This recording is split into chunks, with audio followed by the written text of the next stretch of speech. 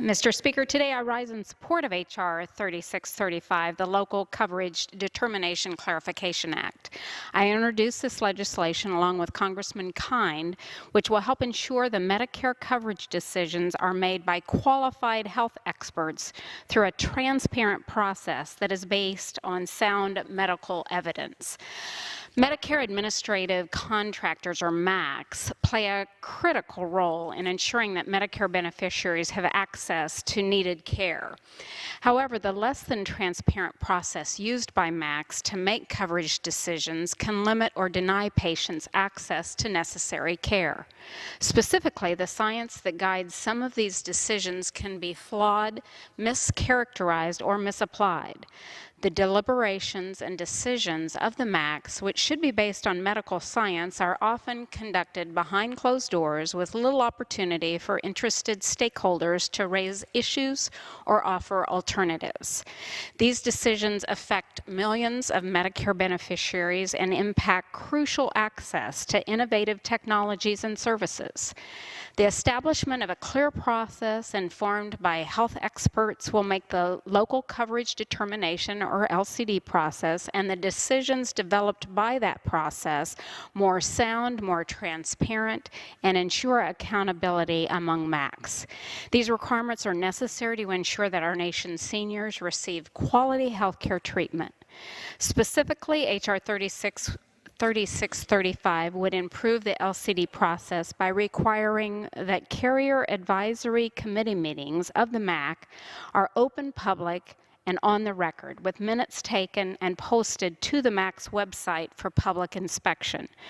The gravity of limiting or precluding coverage for both beneficiaries and practitioners heightens the need for transparency, especially when such meetings are currently closed off. MACs would be required to include at the outset of the coverage determination process a description of the evidence a MAC's considered when considering a local coverage determination, as well as the rationale it applies on to deny coverage. Additionally, under current rules, local coverage determinations are essentially unreviewable once they become final. This legislation would create a process for stakeholders to request additional review of a MAC's local coverage decision from the Centers for Medicare and Medicaid Services.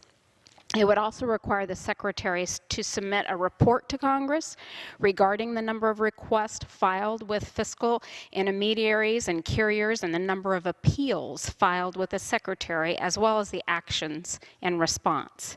Additionally, the report would recommend ways to improve the usefulness and efficiency of the process, as well as the communication from Medicare beneficiaries and providers.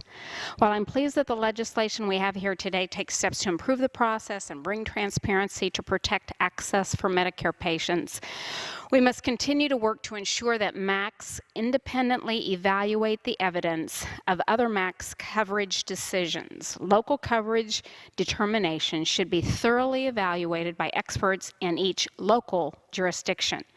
Currently, loopholes in the process allow contractors to adopt another MAC's coverage determination without the necessary scientific rigor and meaningful engagement with stakeholders that is vital to informing the most appropriate policy.